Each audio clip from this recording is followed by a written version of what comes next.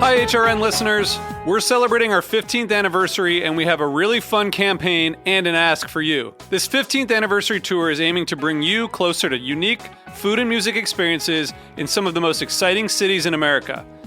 All the while, we're raising funds to support our work empowering the next generation of food systems storytellers through our fellowship programs. Here's how it works. Donate to HRN and be entered into a raffle in the city of your choice to win a dinner for two at a noteworthy restaurant and tickets for two to a concert at a prominent local venue.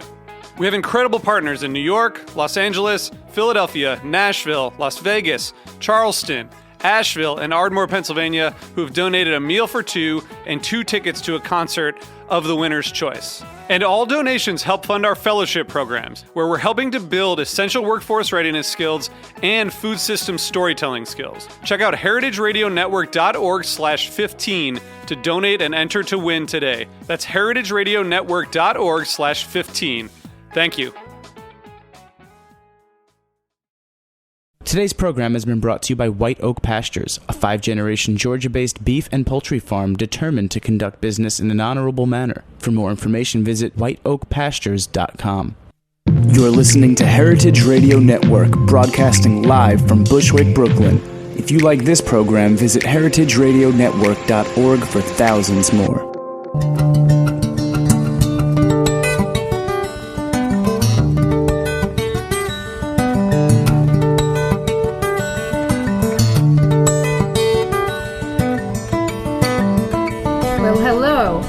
Welcome to Chef's Story. This is Dorothy Can Hamilton, and we're on heritageradionetwork.com. And today I'm incredibly excited because we have with us the Iron Chef of the UK, Judy Joo. Welcome, Judy, and welcome to New York. Hello, I'm really happy to be here. Thank you. Well, just from those few words, I think we can tell that Judy doesn't have that British accent, and so we're going to jump right into it. How did you become the Iron Chef of the UK with an accent that sounds more New York? Well, I'm American. I was born in New Jersey, in Summit, New Jersey, and born and bred in that great state. And it is a great state. It is a great Garden State. It is the Garden State. It gets a lot of bad press due to certain television shows that will remain nameless, but I just think tomatoes. Okay, tomatoes, yes, right. Exactly. And I came to New York when I was 18 to go to college here, and after that moved to San Francisco for a little bit, came back to New York, and then moved to England. And I've been in London for 8 years and was cooking there and doing various bits and bobs of television, and Iron Chef UK came up, and I was one of the lucky 4 to get casted. Okay, well, we're going to go back there, but we kind of skipped over your whole life, Okay, formative life. Okay. So you were growing up in New Jersey, and when did your real love of cooking come about? Well, growing up, I guess, in New Jersey, cooking wasn't really presented to me as a career choice, having a bit of a traditional Asian American upbringing, tiger mother and all that stuff, and I didn't really consider culinary as a career until much later. And I would say I went on to the traditional route. I just studied my butt off and went to an Ivy League school and did all that. What did you study? And what school did you go to? I studied engineering at Columbia here in New York, and did my 4 years of hard work there, and then being in New York. Why engineering? What appealed to you about engineering? Both of my parents have science backgrounds. My mom was a chemist and my dad's a physician, and so it was really the only thing I knew growing up, and I was living up to my stereotype, really good at math and science. Your background is Korean American. I know Korean? this because we met in Seoul. That's I right. was fortunate enough to meet Judy in Seoul, but we actually had met before that. Yes. But we'll get into that later.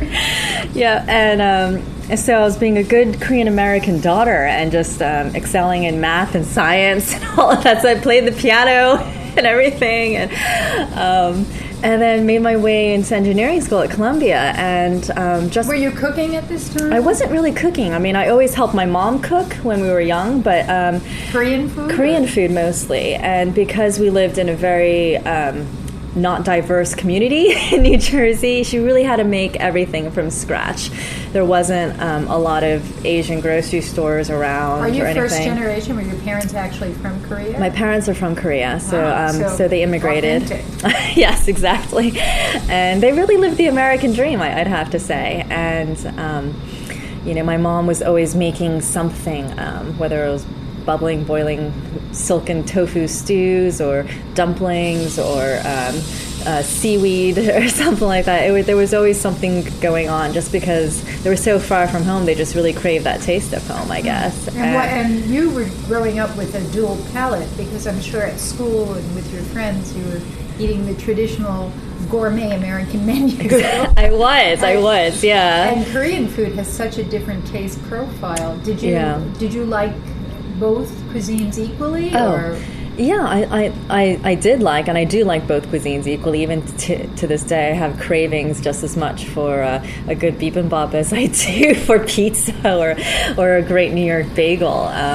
And I was fortunate in that sense to kind of grow up biculturally and have that type of palate develop, I guess, from an early age, and could eat pizza versus spaghetti versus bibimbap versus kimchi and not even think twice about it. And our Thanksgiving was often a gastronomical nightmare in terms of what was on the table, a mix of everything, but it was fun. I think that's the real American Thanksgiving. Yeah. Well, that must have been something. What did you take to school?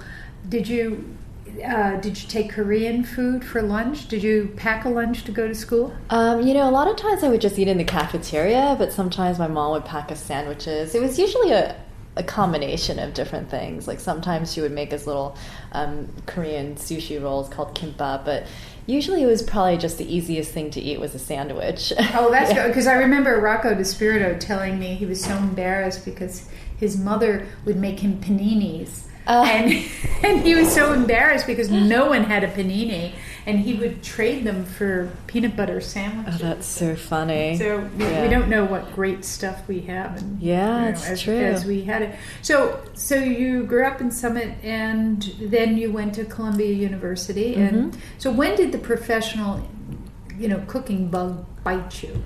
That would probably come. Well, my first introduction, I guess, to cuisine, I would have to say, was just at Columbia and just living in New York, just because you have so many different ethnic enclaves in New York City, and the Columbia student body is very diverse, and so we would go out on little eating trips and eat in Little Brazil one day, or go out to Coney Island and have Russian food, or go to Koreatown, or go to Chinatown, or Curry Row, Brick Lane, and all that stuff. And so it was a lot of fun, and that probably opened up my palate, I would have to say, and I didn't realize how many different types of flavors and cuisines there were out there. I mean, I knew, but I never really tried them.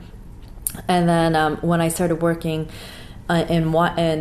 when I started working in finance on Wall Street, and this is when money grew on trees, and we had expense account dining, that really opened up my world in terms of, wow, restaurants can be these transporting, amazing experiences. And, the world of wine opened up to me. And it wasn't until later, though, when I was kind of getting bored and sick of selling fixed income derivative products, and I was like, you know what, I don't really have a passion for this. I'm learning a lot, I'm doing okay at it, but I think it's time for me to chase my true love and not a paycheck anymore. Wait, so you graduated in engineering from Columbia, and then what? Did you go straight to Wall Street? I went straight to Wall Street. I was on one of these 2-year analyst programs For which firm? For Morgan Stanley. And, working around the clock, and it was a lot of fun. I was working on the trading floor and had a good time. So it's during that intense period when you started going to the great restaurants and drinking the great wines. Exactly. I think I like this better because, Yeah, I mean, it just really kind of expanded my world, and I started realizing, well, this is something that you can really go into as a career, and you can choose to be in food and beverage, and it's this fantastic place, and it's creative, and it's a business, and it's challenging, and I I didn't really know anything about it just because I'd never been exposed to it as a child growing up, really. Right. And then the first time we met is because you came to the French Culinary Exactly. Institute. Yeah. And you did the course. And when you graduated, what was your first job? I graduated 2004, and my first job was at Saveur magazine, actually, when Coleman Andrews was the editor-in-chief. Oh, so you didn't want to go into the restaurant? I didn't. No, Okay. I didn't. I was thinking more food media, actually. So you got a job. You didn't have a writing background at that stage. No. You were an engineer off of Wall Street. Yes. You did the culinary program, and you landed a job at Saveur. Yeah. That was great. How did you do that? I was working in the test kitchen, actually. So, so I was, and then I ended up going into editorial after that. And but they were taking interns at the time, and I ended up freelancing with them later. So got you the internship. Yeah. And I loved it. And used a lot of my engineering and science background there because I was testing and developing recipes. It really is using the scientific method. You have variables and controls, and you make the same thing over and over again until it's exactly right. And science is part of cooking inherently, and I really leaned on my science background to excel in that form a lot. And then well, let's explore that a little, because a lot of people want to, I think their dream job is working in a test kitchen. Yeah. So how does a test kitchen operate?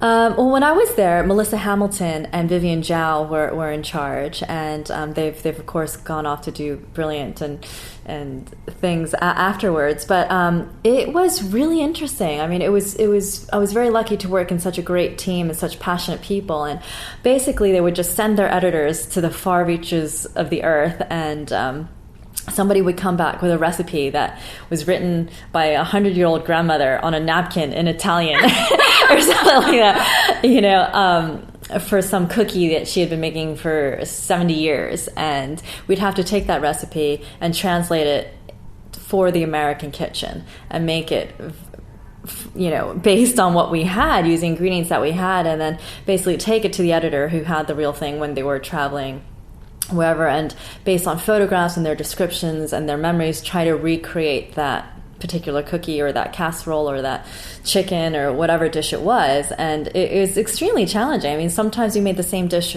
over 30, 40 times. It's crazy. And pastry was definitely the most challenging. Why? Because once you make it, you stick it in the oven, you can't fix it. Whereas most things on the savory side, you can always doctor and fix. If it's not thick enough, you can make it a little bit thicker. You reduce it down. If it needs more salt, you can just add it. If the texture's not right, you can even take salt out if you need to sometimes. And how do you do that? With potatoes. And it's once you throw a batch of cookies in the oven, if the texture's not right, you got to make it again. Same with a cake. And a lot of times you really have to understand the elements going into it. So you have to look at protein content of the flour. What type of flour are you using? What type of fat are you using? There's a big difference between butter, oil, and lard, and how they behave and how they affect the crumb or the texture of the cake and the rise. And what type of leavener are you using? Are you using a fresh yeast or a chemical leavener? Is it baking soda versus baking powder? What is the catalyst? What's going to react to it? Is it acidic or basic? And Can you tell when you're reading a magazine or a cookbook whether a recipe has been tested? Oh, completely. So what are the keys to look for? You can just tell by the amounts, usually. You can just kind of see if there's too much liquid or too much flour or too much dry stuff or whatever. I mean, basic ratios do exist out there, and particularly once you start making something, this is not right. It doesn't have the right feel. It doesn't have the right look. So what percentage of cookbooks do you think don't test their recipes? Oh, a large part. I think. More than the majority of them? I think so, I would have to say. I mean, especially these compilations that have become so popular with the rise of the celebrity chef. And I think a lot of celebrity chefs will just send in a recipe that they have that works in the regular commercial restaurant. No, seriously, in a restaurant atmosphere. People, yeah. Exactly. And then they send it to some editor who then just tries to cut it down, and then different obviously you can't throw things into a RoboCoupe or a Thermomix or any of these types of commercial equipment or desiccator or whatever. And so they're taking these recipes and just cutting them down academically, which doesn't necessarily always work, and trying to translate a professional recipe into a domestic recipe isn't that easy. Does it get redundant being in a test kitchen? Is it boring or is it exciting? I found it really exciting, actually, mainly because of the variety. I mean, there is no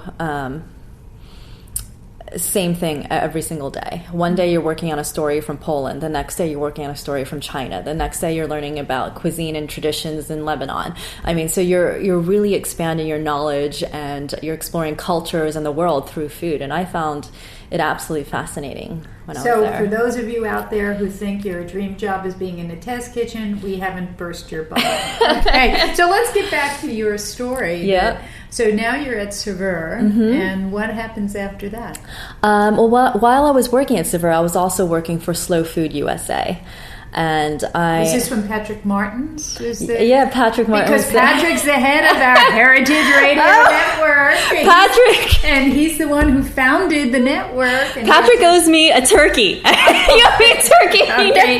Patrick, I hope you're listening. You owe me a Heritage turkey. You probably remember that, too. Yeah. Okay. So tell us all about Slow Food when Patrick Martins was there. So I started when they were actually in one of the offices here at the French Culinary Institute. I know, it always comes back to the French Culinary, Yeah. now known as the International Culinary Exactly. Center. This isn't a commercial, but somehow everybody I know, is connected with this Yeah. place. But yes, we did have when they first came to the U.S., Alice Waters was a dean here. Yes. And she said, can you find them a closet? And Patrick will tell you, I found them a closet, nothing more. There was great synergy there. It was great. The synergy worked on you. So Yeah, what did you do? So I basically founded and started Slow Food in School's first truly inner city project in Harlem, here in New York City, and we called it Harvest Time in Harlem. And it was an after-school program for the 3rd and 4th graders there, and we taught them all about making healthy food choices. We taught them about the conviviality and the practice and eating of the traditions of the table. We would theme the classes over certain ingredients. So one day it would be tomatoes or beans or various different types of what else do we do? I can't even remember. of legumes or whatever. So we would showcase biodiversity. So was this a program that they wanted to make portable to other schools as well? Well, Alice Waters was already doing it with the Edible Schoolyard in Berkeley. And there were small projects popping up all over the country. And I was actually a tutor at the Children's Storefront School in Harlem, and I was tutoring math there to students. How did you find the school? And these kids are really underprivileged. A statistic was given to me once that the average kindergartner nationwide has about 3,000 words in their vocabulary, and these children have maybe 300. And they're dealing with abuse, neglect, drugs, poverty, on a daily basis. So how did they adapt to the program? What did they think? Well, a lot of the kids loved it, honestly. A lot of them are labeled as food insecure, so there are only 2 meals they would eat a day were the 2 meals they were given at school, and they were kind of left to their own devices after school. And so the children, in a lot of ways, this was just another meal for them. And but they honestly loved it. It turned into something that was extremely fun. We started doing class trips. We took them up to Stone Barns and showed them the farms. And these are kids who wouldn't touch anything green or any vegetables. Like we held up corn on the cob once, and nobody could identify it because they've never seen anything fresh. They've only seen corn frozen or in a can or in a bag or whatever. And because of that, nobody wants to touch it. It's like, ew, gross. I don't want to eat it. And it really became a lesson of just trying to expand their palates. And we had all these rules, like 3 bites is a taste, but we took them to Whole Foods and Columbus Circle and everywhere. And by the end of the program, I think we grew some budding chefs at the end. It would be nice to go back and see how it affected them later on. Okay, well, we're going to have to take a break here, but we're going to come back, and we're talking with Judy Joo, who is Iron Chef UK and the consulting chef to the Playboy Club in London. We'll be back. This is Dorothy Hamilton and Chef Story on heritageradionetwork.org.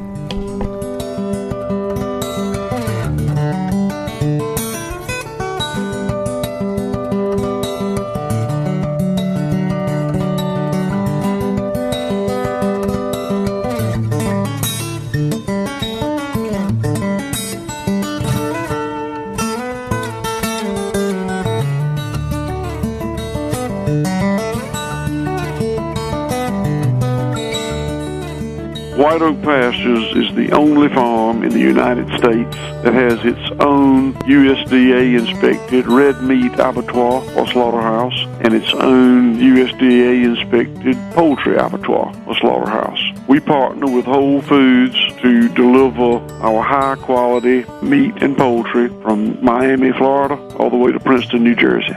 One family, one farm, 5 generations, 145 years. A full circle return to sustainable land stewardship and humane animal stockmanship. For more information, please visit our website, whiteoakpastures.com.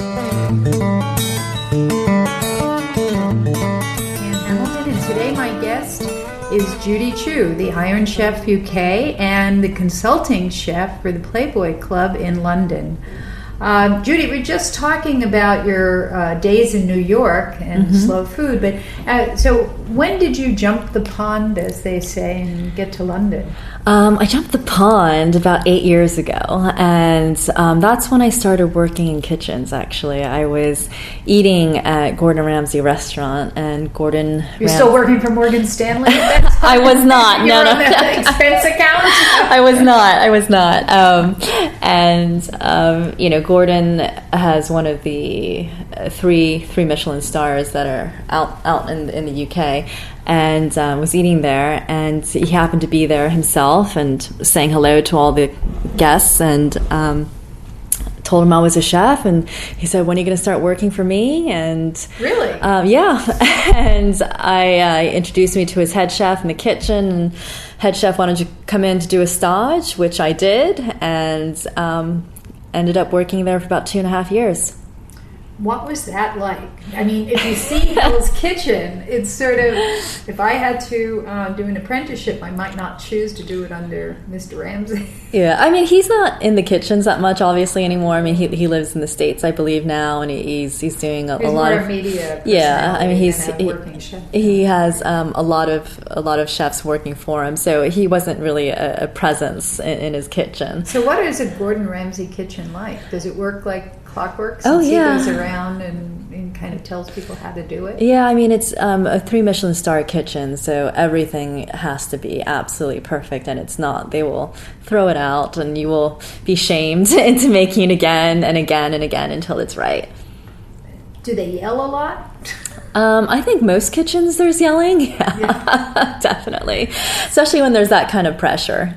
Really? Yes. Because, I've been in some kitchens, and, it really takes on the personality of the chef. And although no kitchen is without stress, there are some quieter kitchens than others. It's true. But there is a lot of yelling in some instances. But, I often wondered watching the program whether people are treated quite so roughly. Is that there doesn't seem to be we're into nurturing and teaching, yeah, and so a teaching moment isn't yelling at somebody and throwing the plate on the floor. Did you ever see that in a Gordon Ramsay kitchen where they throw the food on the floor and humiliate somebody? I mean, it was always within reason, I have to say. It was never excessive, or if people screwed up, you always knew when you screwed up. I mean, it wasn't. But I mean, I've worked a number of different kitchens around, and it's with varying levels of intensity, and it's. Now I have to ask you. You don't have to name the chef. But you have shared with me a horrendous story that I think made the press in England about a chef with a notorious temper. Can you, I think, share how bad it can get. Oh, okay. If you can tell that story. Well, there's a certain chef that I know that actually he's notorious for having branded one of his Call Me chefs, and now, branded not in the marketing sense of the word, but what happened. He dipped a pair of tongs, I believe, or some other metal instrument in a deep fat fryer, and then seared one of his junior staff because he had screwed something up. So now, yeah, I've never heard stuff like that from an American kitchen. Maybe I'm naive. But is this a British? Between the yelling and the branding. I think it's a European thing, because I know French kitchens are extremely rough as well. I have a number of friends who've worked their way through France and Spain even, and it seems to be almost like a hazing process, I think, and women get hazed a lot. What is it? Do you think women in English or Europe? Let's not talk about Europe. Let's talk about England, which is what you know firsthand. Is it a different atmosphere in the kitchen between the two countries? I would have to say that, I think that things are a bit more liberal in Europe in general, because we don't have the suing country or culture as they do in America. So, you're not, I guess, as scared to behave badly because you're not going to necessarily get sued, because they don't have that type of mentality in Europe. Yeah.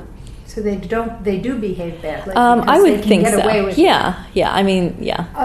How many women are in the kitchen in England? What's the proportion of men to women?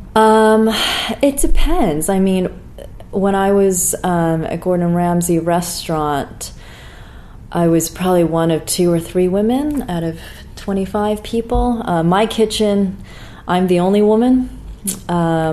It's hard. Your kitchen now at the Playboy yes. Club? Oh, yeah. We're going to get to the Playboy Club. I can't wait for that. Yeah. Boy, that's a very interesting statement. Yeah. But let's get back to your days at Gordon Ramsay. Mm-hmm. So, 3-star restaurant. What did you do, actually? Everything and anything. I did everything from, particularly in the beginning, I was at the bottom of the rung. I was juicing lemons. I was picking herbs. I was doing whatever they needed me to do. It didn't really matter. And how long did it take you to progress to more complicated stations? It took a few months. I think that it operates in terms of meritocracy. Like, when they see that you can do the work and you're all right at it, they will just keep giving you more stuff. And basically, it's a sink or swim environment. And the more you can take on, the more you will be given, because it's generally somewhat overstaffed and harried. And as much as you can get done, the better. How many hours a day did you work? I didn't work that many, just because I was coming and going as a kind of a volunteer as first, so I was an intern, and then so they couldn't abuse me really, because I wasn't really getting paid. But then after a while, I started getting paid by the hour. But I was a little bit of a special situation. But your day really depended on how fast you can get your work done. But generally, you came in the morning because there was lunch service, and then you finished whenever the last diner left. So then. When did you make the transition to media and Iron Chef?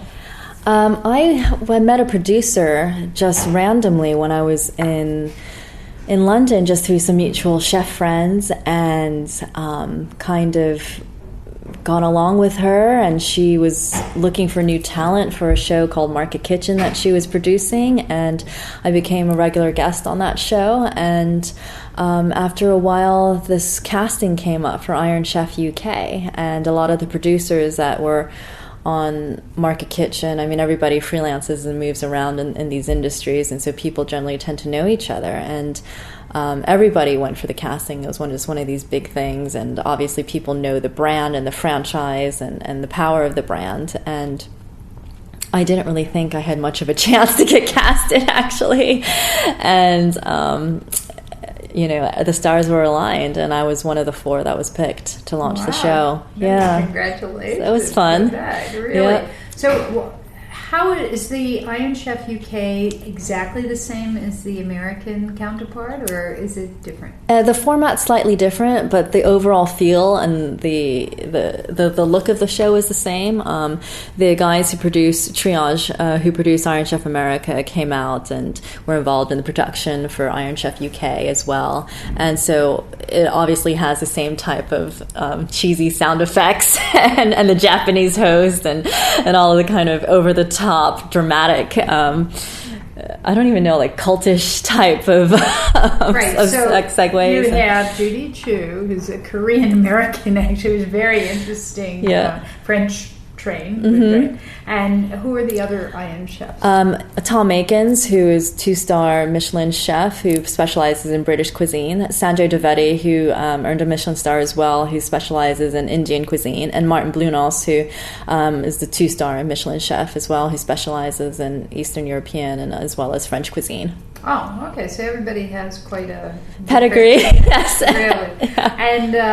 And so you come up against chefs in the UK who are professional chefs. No, yeah. they're all professional chefs. Have their own restaurants or whatever. How stressful is it doing those? Oh, Iron Chef is probably one of the most stressful things I've ever done in my life. Why? And tell us what really happens behind the scenes. It's there. that 1 hour goes by in 5 minutes, and I just did a battle here in New York for Iron Chef America, and it's just as stressful. And I mean, so you really don't know what the secret ingredient is? Well, they tell you it's a possibility of one of 3 ingredients.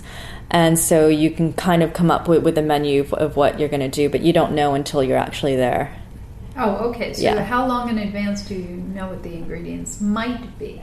3 weeks, 3 weeks, depending. Yeah, depending on how far in advance they book you. So do you practice before? Oh yeah, you practice and try to get the timing right. I mean, it's a very different way to cook. I mean, it's with those type of constraints, limitations. You know, what can you get done in an hour? And to get 5 dishes done in 1 hour, you really have to think about what can you do and how fast can I get this done and is this possible? And do you have team workers with you? How did you pick your team?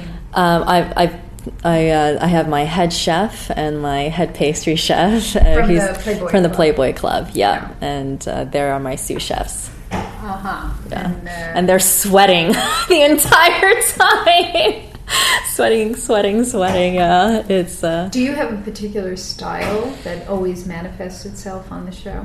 I think that I generally pull a lot of Asian ingredients into my cooking, and obviously Korea has a huge influence on my cuisine. But I would say, I mean, I generally pull from all over. I'm a French-trained Korean American Londoner, so let's talk fusion here. Exactly, which actually ended up being in my advantage because, particularly when I was on Iron Chef UK, because the challengers were always saying they didn't know what I was going to cook. I could make something, you know, extremely American, or do something that was slightly Japanese, or something that was Korean, or something that was French, and whereas the other guys really had their cuisine, and you knew what they were going to do with it. So the Indian chef always had those spice, that Indian flavor profile. Yeah, exactly. Okay, well, we're going to take another little break here. I'm speaking with Judy Joo, the Iron Chef UK, and the consulting chef for the Playboy Club in London. And when we come back, we're going to talk to her about that.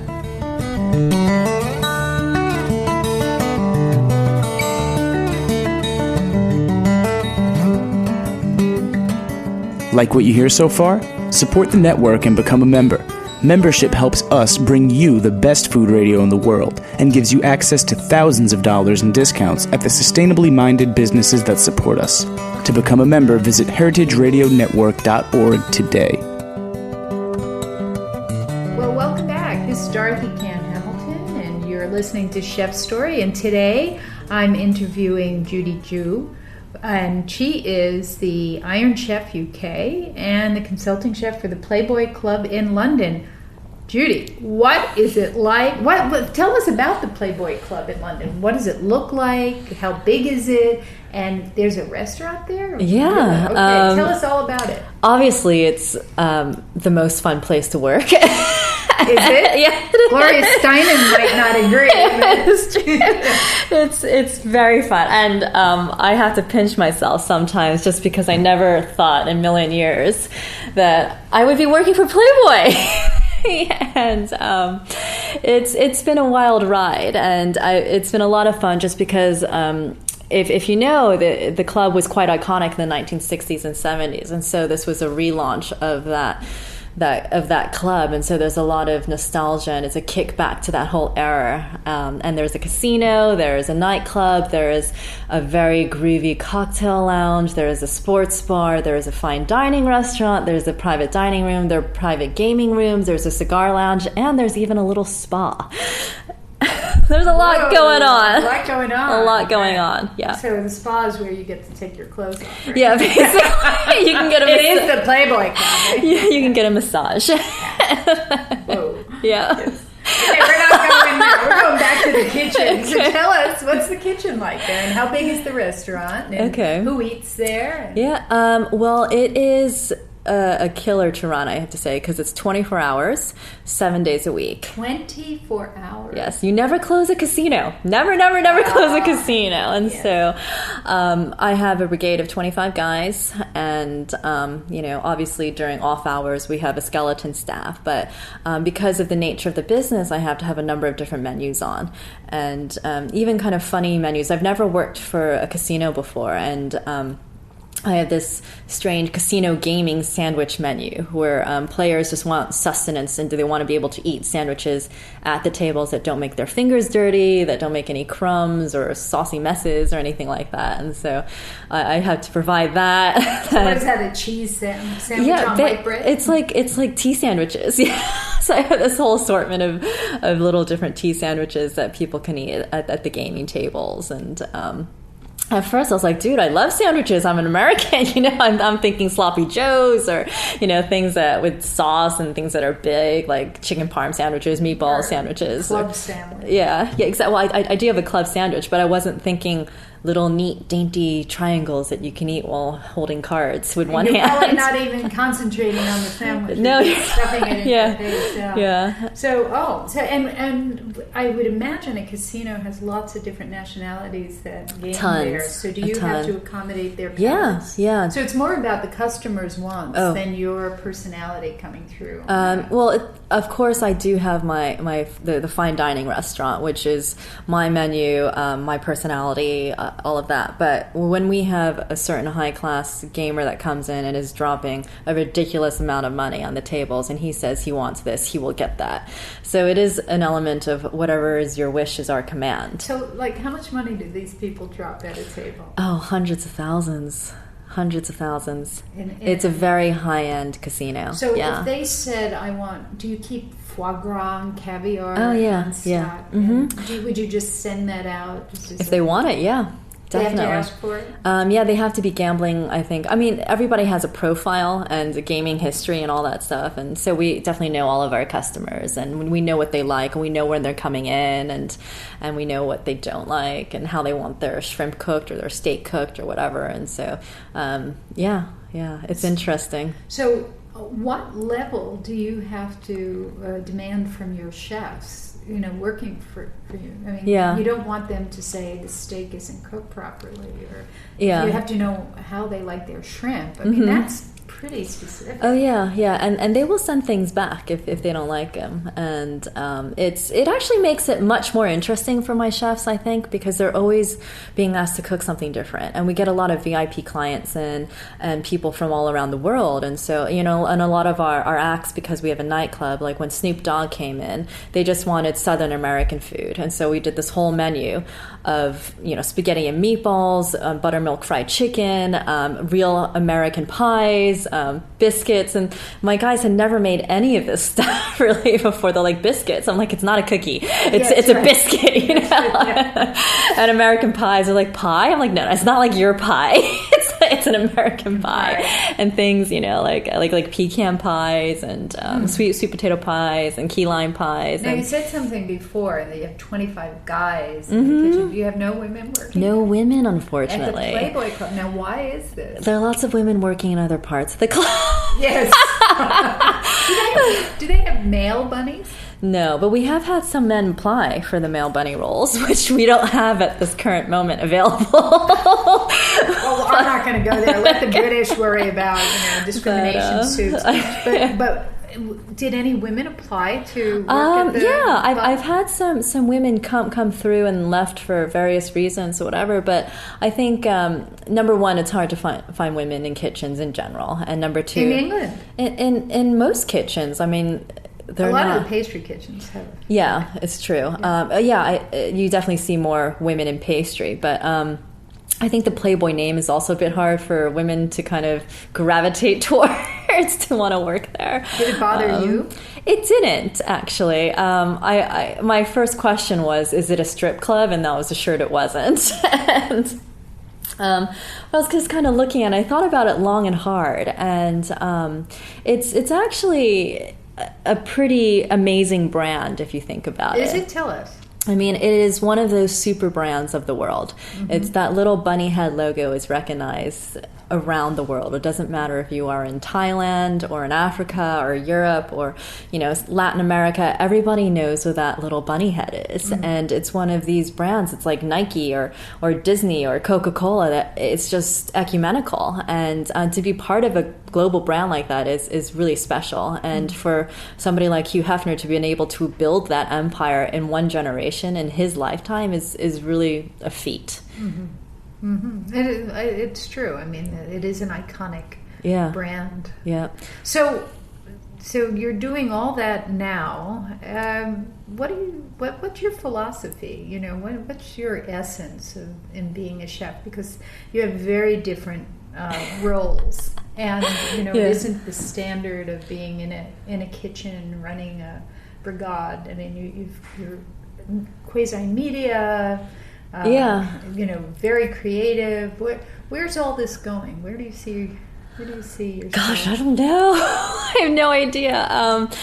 I've been really lucky, I have to say, and to some extent, you do make your own luck. But I think that I've been graced and blessed to have had certain opportunities, and who knows what happens tomorrow. So you're an organic chef. I mean, it to happen I never naturally. planned for any of this to happen. I mean, if you would have asked me 10 years ago, I'd be living in London and working for Playboy and doing Iron Chef. I would never have thought it. Never. Mm-hmm. And so what words of wisdom do you have for aspiring chefs out there? I think that being a chef and being a good chef isn't just about cooking anymore.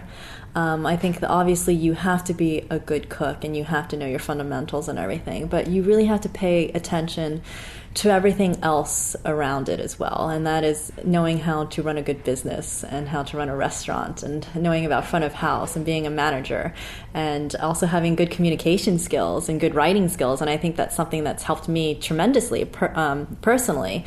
And that's why I've been able to kind of pursue media in a relatively quickly way is because I'm somewhat articulate, I hope. Very articulate. You're a great radio guest.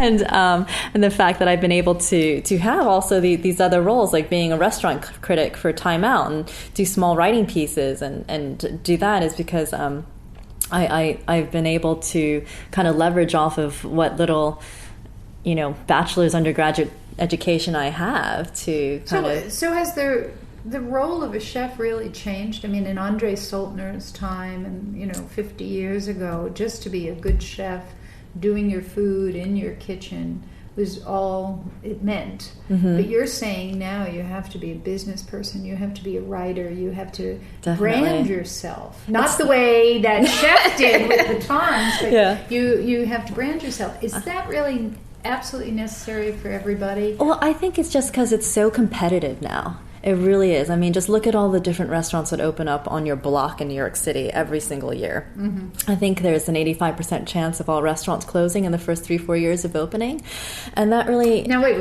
Let me... Yeah. We actually are blessed. We have a restaurant management course here where we get the top professors from Cornell, and they do a lot of studies on restaurant closures. Mm-hmm. And restaurants don't really close any more frequently than other small businesses. Okay. So, it is a large percent. I think it's in 5 years, 95% of small businesses close. And I think it's because they don't have enough cash to run them. They're undercapitalized. I think that was the most significant factor. Not because they weren't popular, not because they weren't well run, but very often people start with too little cash. And so I'm sort of defending, our little restaurant budding industry. I don't want to put people off from going into it. Yeah, no, like it's true. You do need a lot of courage to open a business. You do. It's the same kind. Yeah. But it is hard. The competition now is fierce. Yes. I think the competition is so much more fierce now than it is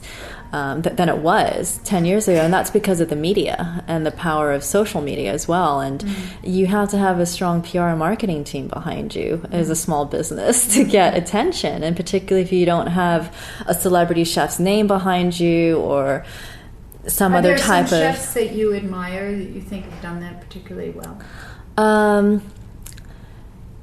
Definitely. I mean, I think that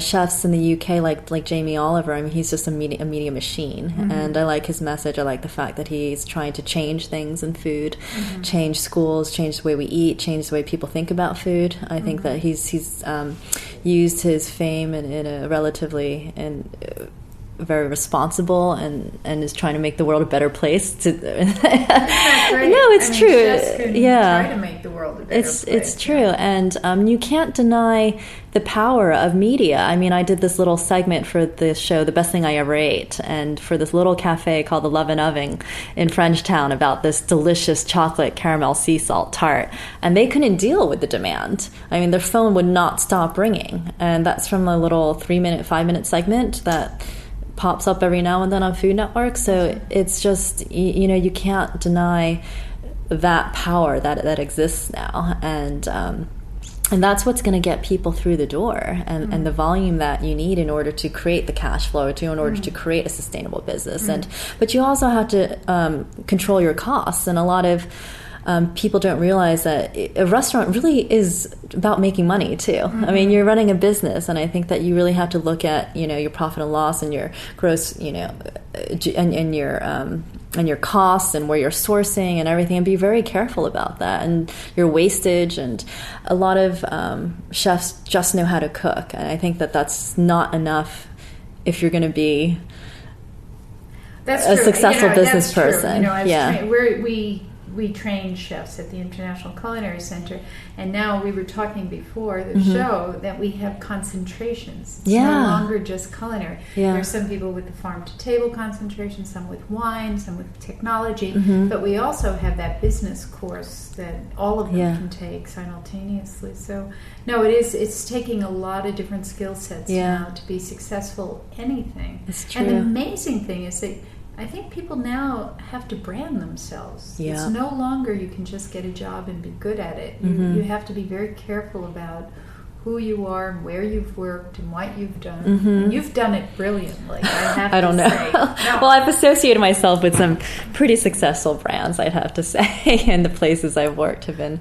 Do you see yourself coming back to the States at any time? I would love to. I really would love to. I think I need to. I miss home. And as much as I love the Brits and being in England, I think I miss New York, and home is where the heart is. And I grew up here, and I love the vibe of New York City, and so I'd love to be a part of it again. Well, we would love to have you back. Okay. Thank you. I'm going to have to bring the interview to a close, but hopefully the next time we talk, you're going to be working over on this side of the pond. But anyway, thank you so much for joining us today. And this is Dorothy Can Hamilton, and I want to have a shout out to my producer Jack Inslee and my assistant producers Heidi Tickle and Joe Sevier, and a special thanks to Judy Joo, our guest today on Chef Story.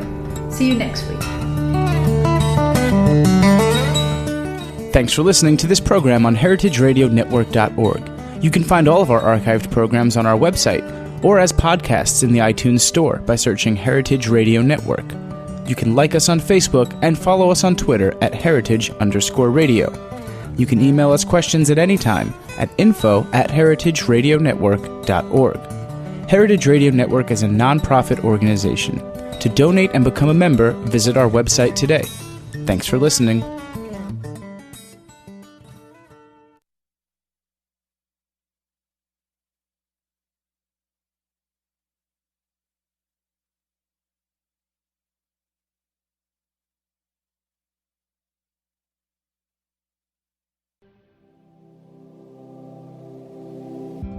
Hey there, I'm Lee Ullman here with some big news from the National Young Farmers Coalition. We're partnering with Heritage Radio Network on a special season of The Farm Report. It's all about what's happening with the Farm Bill and how it impacts farmers and eaters. I am growing diversified vegetables on land that's been in our family for 150 years. And so with the pandemic, gentrification, property values going up, we had to sell the land and we lost it. Join us as we uncover the untold stories behind this massive piece of legislation that shapes how we grow our food, what we eat, and so much more. The problems we have had, those are things that come from earlier Farm Bill and USDA policy, right? Like Earl Butts, get big or get out. You know, it's my responsibility to know not only what I'm eating, but then like how that all came to be. And realize like, wow, like this piece of legislation, all this money, like it's technically something that I support as a taxpayer. While Congress debates the next Farm Bill, this is not just an invitation to listen. It's a call to action. Be part of the conversation. Subscribe to the Farm Report on Heritage Radio Network, wherever you listen to podcasts.